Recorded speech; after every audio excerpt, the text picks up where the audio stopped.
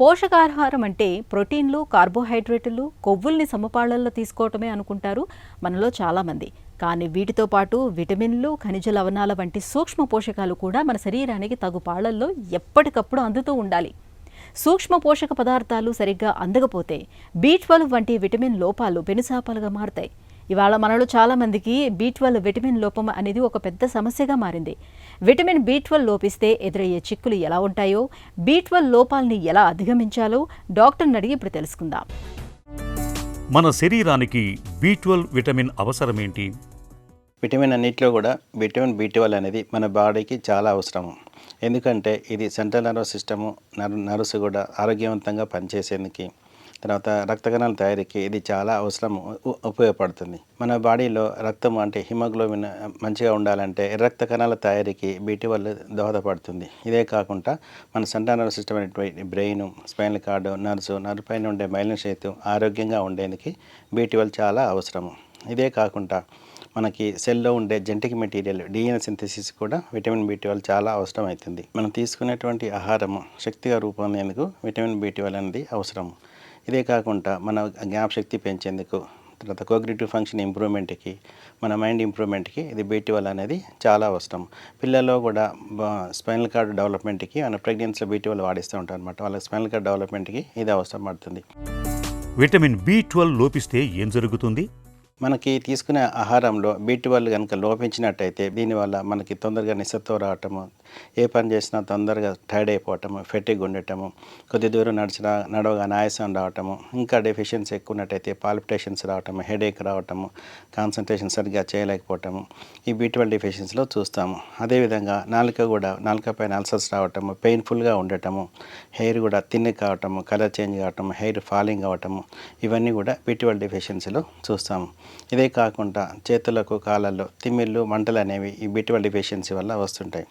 Severe deficiency ఉన్నట్లయితే మనకి urine ఆపుకోవటం కానీ, మోషన్ కూడా ఇన్కాంటినెన్స్ అనేది, డిస్టర్బెన్స్ అనేది, మోషన్ యూరిన్ డిస్టర్బెన్స్ అనేది కూడా వస్తుంది. B12 లోపానికి ఎలాంటి కారణాలను చెప్పుకోవచ్చు? అసలు మనం B12 తీసుకున్నట్లయితే ఇది యూజువల్లీ మనకి యానిమల్ ప్రోడక్ట్ నుంచి వస్తుంది, యానిమల్ ఫుడ్ నుంచే మనకు వస్తుంది. సో మనం తీసుకునే ఆహారంలో మనకు జీర్ణక్రియలో అంటే మనకి స్టమక్లో ఈ ఆహారం నుంచి B12 అనేది హైడ్రోక్లోరిక్ యాసిడ్ వేరు చేస్తుంది. ఆ విధంగా వేరు అయినటువంటి B12 ఇంటెన్సిక్ ఫ్యాక్టర్ అనే ప్రోటీన్ అనేది మన స్టమక్లో ప్రొడ్యూస్ అవుతుంది. ఈ ఇంటెన్సిక్ ఫ్యాక్టర్తో జతకూడి ఒక కాంప్లెక్స్ లాగా ఫామ్ అయిపోయి ఇంటెస్టైన్లో మనకి అబ్జార్ప్షన్ అవుతుంది, అంటే పీల్చుకోబడుతుంది స్మాల్ ఇంటెస్టైన్లో. సో ఇది సహజంగా జరిగే ప్రక్రియ. ఆ విధంగా పీల్చుకున్నటువంటి విటమిన్ B12 లివర్లో స్టోర్ అవుతుంది అనమాట. లివర్లో స్టోర్ అయిపోయి మనకు అవసరమైనప్పుడు మన బాడీలోకి సెక్రెట్ అవుతుంది. సో కామన్గా ఇది జరిగే ప్రక్రియ.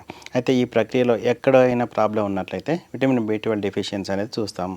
మనకి ఇంటెన్సిక్ ఫ్యాక్టర్ డెఫిషియన్సీ వస్తుంది. కొన్ని రకాల జెనెటిక్ డిజార్డర్స్ వల్ల స్టమక్లో ఇంటెన్సిక్ ఫ్యాక్టర్ అనేది ప్రొడక్షనే కాదు, దీన్ని పెర్నీసియస్ ఎనిమియా అంటారు. దీనివల్ల B12 అనేది మనకి అబ్జార్ప్షన్ అనేది కాదు, ఇంటెన్సిక్ ఫ్యాక్టర్ లేదు కాబట్టి B12 అనేది అబ్జార్ప్షన్ అనేది జరగదు. సో దీనివల్ల కూడా మనకి B12 డెఫిషియన్సీ వస్తుంది.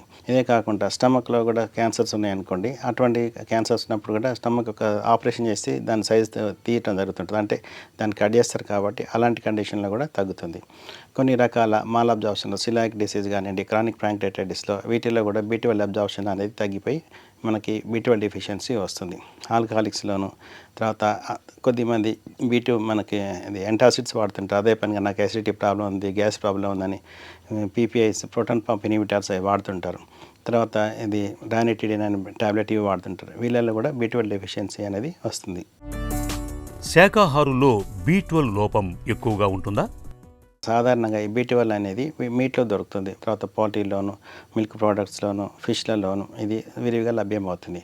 సో ఎవరైతే ఈ ఫుడ్ అవాయిడ్ చేస్తారో అంటే తీసుకోరో వాళ్ళల్లో అంటే శాకాహారంలో కామన్గా B12 డెఫిషియన్సీ అనేది మనం చూస్తాం. మధుమేహుల్లో B12 లోపానికి కారణాలేంటి? ప్రతి పేషెంటు డయాబెటిక్స్లో ఎక్కువ the best drug, cheap drug, బాగా పనిచేసే డ్రగ్ ఏంటంటే మెట్ఫార్మిన్. ఈ మెట్ఫార్మిన్ అనేది లాంగ్ రన్లో యూజ్ చేయడం వల్ల ఇది ఏమవుతుందంటే B12 యొక్క అబ్జార్ప్షన్ కెపాసిటీ ఇంటెస్టైన్లో తగ్గిస్తుంది. తద్వారా ఈ పేషెంట్లలో అంటే డయాబెటిక్ పేషెంట్లలో B12 డెఫిషియన్సీ అనేది కామన్గా చూస్తుంటాం. B12 లోపాన్ని ఎలా అధిగమించాలి? ఆహారంలో ఎలాంటి జాగ్రత్తలు తీసుకోవాలి? B12 అనేది ప్రధానంగా మనకు యానిమల్ ఫుడ్లోనే లభ్యమవుతుంది.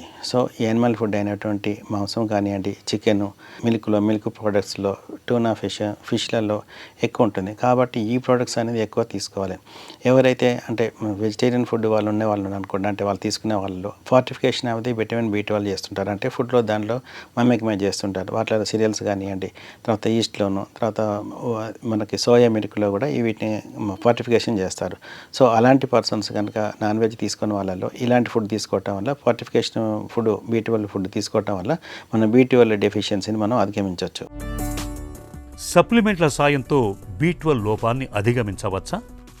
B12 డెఫిషియన్సీలో ఉన్నప్పుడు ఖచ్చితంగా సప్లిమెంట్ అయినా హెల్ప్ చేస్తాయండి. అంటే ఎప్పుడైతే ఆహారంతో ఫుడ్ ద్వారా మనకి రీచ్ కానప్పుడైతే మన సప్లిమెంటరీ రూపంలో తీసుకోవాలి. అంటే for example intrinsic factor deficiency ఉంటుంది. ఇది ఒక ఆటోఇమ్యూన్ డిజార్డర్. మన స్టమక్లో ఇంటెన్సిక్ ఫ్యాక్టర్ లేకపోవడం వల్ల B12 అనేది ఇంటెన్సిక్ ఫ్యాక్టర్తో జతగా అయిపోయి మనకి అబ్జార్ప్షన్ జరుగుతుంటుంది. ఇలాంటి కండిషన్లో మనకి ఫుడ్ తీసుకున్న, ట్యాబ్లెట్ తీసుకున్నా కూడా మనకి ఉపయోగం అనేది తక్కువ ఉంటుంది. వీళ్ళల్లో ఏం చేస్తారంటే మనకి IV రూపంలో కానీ IM రూపంలో కానీ ఇస్తుంటాం. నార్మల్ పర్సన్స్కి అయితే ట్యాబ్లెట్ రూపంలో విటమిన్ B12 మనం ప్రిస్క్రైబ్ చేయటం వల్ల, వాడటం వల్ల మన డెఫిషియన్సీని అది ఉంచవచ్చు. ఎవరైతే కొద్దిమంది పర్సన్స్ అంటే ట్యాబ్లెట్ని టాలరేట్ చేయని వాళ్ళలో ఈ విటమిన్ని B12ని మనకు IV రూపంలో కానీ, ఇంట్రామస్కులర్ రూపంలో కానీ, ఈ మధ్యన నాసల్ స్ప్రే రూపంలో కానీ అవైలబుల్ ఉంటుంది. కాబట్టి ఇవి అన్నిటి రూపంలో మనం తీసుకొని మన డెఫిషియన్సీని అధిగమించవచ్చు. విటమిన్ B12 ఎక్కువైనా ప్రమాదమే అంటారు. ఎందుకు? మనకి తగిన మోతాదు కంటే ఎక్కువ ప్రతిదీ కూడా విషయంతో సమానమే. అయితే ఈ B12 అనేది ఇంతకుముందు చెప్పినట్టుగా ఇది వాటర్ సాల్యుబుల్ విటమిన్. అంటే వాటర్లో కరిగిపోయి మన బాడీలో ఎక్సెస్ ఉన్నా కూడా మనకి యూరిన్ ద్వారా బయటికి పోతుంది. కాబట్టి మనకి ఎక్సెస్ అనేది చాలా తక్కువ. కానీ కొన్ని రకాల డిసీజెస్లోనూ ఎక్కువ IV తీసుకోవటం వల్ల B12 అనేది అమాంతం పెరిగిపోతుంటుంది. ఈ డిసీజులు ప్రధానంగా హెపటైటిస్, లివర్ క్యాన్సర్లో కానివ్వండి, తర్వాత మైలోప్రోలిఫరేటివ్ డిజార్డర్స్ అంటే ఇవి బ్లడ్ క్యాన్సర్స్లలో, క్రానిక్ మైలాయిడ్ ల్యూకేమియాలో వీటిలో B12 అనేది చాలా పెరిగిపోతుంది. ఇలాంటి వాటిలో సైడ్ ఎఫెక్ట్లు అనేది కామన్గా చూస్తుంటాం. వీటిలో నాజియా రావటం, అంటే వామిటింగ్ సెన్సేషన్ రావటం, వాంతులు రావటం, గిడ్డీనెస్ రావటం, డయేరియా రావటం ఇవి కామన్గా చూస్తుంటాం. డెఫిషియన్సీ ఒక సివియారిటీ కనుక B12 అధికంగా అయినట్లయితే పాల్పిటేషన్స్ రావటము, హార్ట్ ఫెయిల్యూర్లోకి పోవటం అనేది జరుగుతుంది. B12 విటమిన్ మన శరీరానికి అత్యవసరమైన పోషకం. B12 లోపం ఉన్నప్పుడు దాన్ని అధిగమించేందుకు రోజువారీ ఆహారంలో ప్రత్యేకంగా జాగ్రత్తలు తీసుకోవాలి. అవసరమైతే డాక్టర్ సలహా మేరకు సప్లిమెంట్లను కూడా వాడుకోవాలి.